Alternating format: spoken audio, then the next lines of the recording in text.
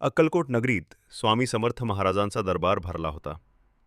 दररोज हजारो भक्त येऊन स्वामींचं दर्शन घेत असत. कोणाचं दुःख दूर होत असे, कोणाचं संकट कमी होत असे. त्या दरबारात एक व्यापारी येत असे. त्याचं नाव होतं गणपतराव. तो खूप श्रीमंत होता, पण मनाने अहंकारी आणि स्वार्थी. स्वामींना तो रोज मोठ्या दक्षिणा देत असे, पण त्याच्या मनात भक्ती नव्हती. फक्त नाव मिळावं, लोकांनी दानशूर गणपतराव म्हणावं, एवढंच त्याचं उद्दिष्ट. एक दिवस स्वामी समर्थ हसले आणि म्हणाले, गणपतरावा, आज तू मला काहीच देऊ नकोस. फक्त मनापासून सेवा कर गणपतराव. गोंधळला. सेवा? माझ्याकडे माणसं आहेत, मी स्वतः का करावी? स्वामी शांत राहिले.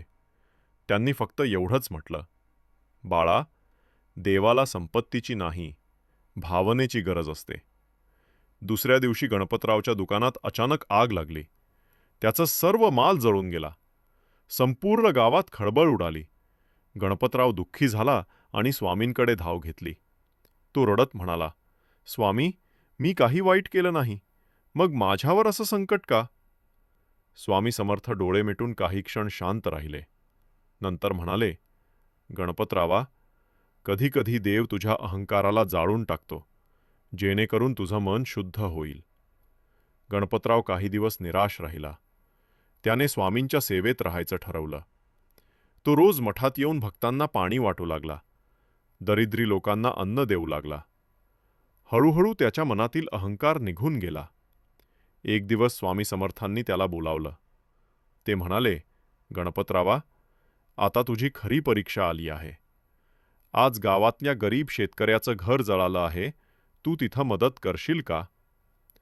गणपतरावने क्षणाचाही विलंब न करता आपल्या बचतीतील शेवटचा रुपया त्या शेतकऱ्याला दिला.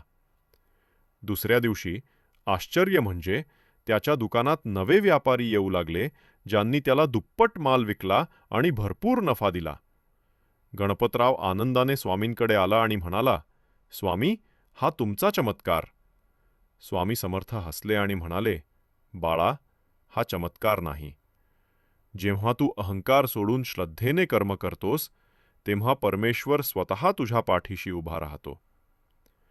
गणपतरावने स्वामींच्या चरणी नतमस्तक होत म्हणाला, आज मला खऱ्या भक्तीचा अर्थ कळला.